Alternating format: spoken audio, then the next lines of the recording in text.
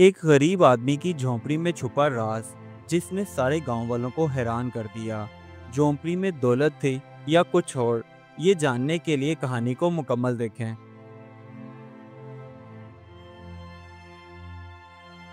एक गरीब आदमी जिसका नाम सलीम था, वो दरख्त की शाखों से बनी हुई पुरानी झोंपड़ी में अकेला रहता था।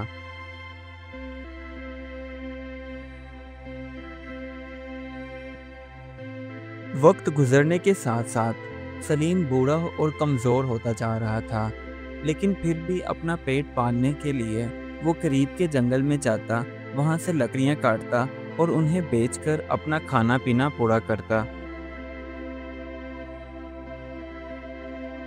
उधर गांव वाले भी सलीम की पुरअसरार जिंदगी और दरख्त की बनी हुई झोंपड़ी के बारे में अक्सर चैम गोइयाँ करते रहते।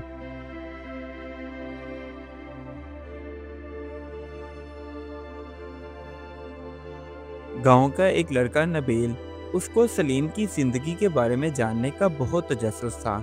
इसलिए जब सलीम लकड़ियां काटने के लिए गया तो वो चुपके से उसकी झोंपड़ी के अंदर चला गया।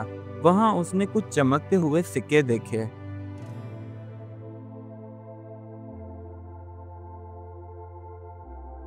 नबील जल्दी से गांव के चौराहे पर आया और सभी गांव वालों को इकट्ठा करके उन्हें बताने लगा कि सलीम की झोंपड़ी में तो बहुत सारा खजाना छुपा हुआ है, इसलिए तो वो सबसे अलग थलग रहता है।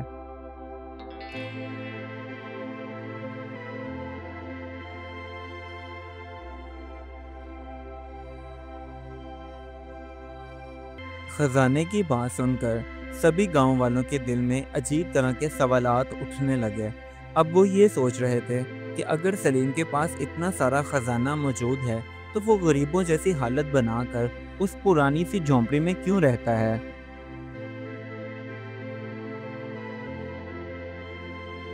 उधर एक लालची आदमी बशीर, उसे जब खजाने की बात पता चली तो वो चुपके से रात के वक्त सलीम की झोंपड़ी में घुस गया और खजाना तलाश करने लगा। सलीम जो कि सो रहा था, तो अचानक से उसके कानों में आवाज़ पड़ी और वो जाग गया और उठकर इधर उधर देखने लगा। इतने में उसे बशीर नजर आया। सलीम ने उससे पूछा कि तुम रात के इस वक्त मेरी झोंपड़ी में क्या कर रहे हो। तो बशीर बहाने बनाते हुए इधर उधर की बातें करने लगा। अब सलीम ने बशीर से ये कहा, मैं जानता हूँ तुम यहाँ क्यों आए हो। अगर तुम्हें ये लग रहा है कि मेरे पास सोने के सिक्के मौजूद हैं तो ऐसा कुछ नहीं है। वो लोहे के सिक्के हैं जो मेरे बाप ने पहलवानी के मुकाबले में जीते थे, और मेरे पास वो सिर्फ निशानी के तौर पर मौजूद हैं। सलीम की ये सारी हकीकत सुनने के बाद बशीर उससे माफ़ी मांगते हुए कहने लगा, मेरे दोस्त, मुझे माफ़ कर दो। मैं लालच में अंधा हो गया था। मैं तुमसे बहुत ज़्यादा शर्मिंदा हूँ।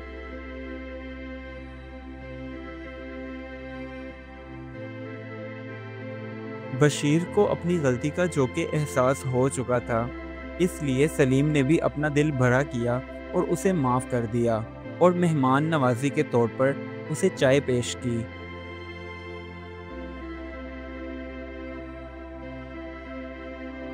और सभी गांव वालों को सलीम की माफ़ करने वाली फितरत और उसकी सादगी बहुत पसंद आई, इसलिए वो सब भी अपने किए पर शर्मिंदा होने लगे।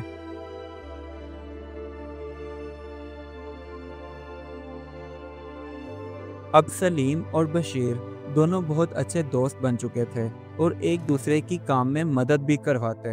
इस कहानी से हमें ये सबक मिलता है कि हसद और लालच बर्बादी का बाइस बनते हैं, जबकि माफ़ी और मोहब्बत से ताल्लुकात मजबूत हो सकते हैं।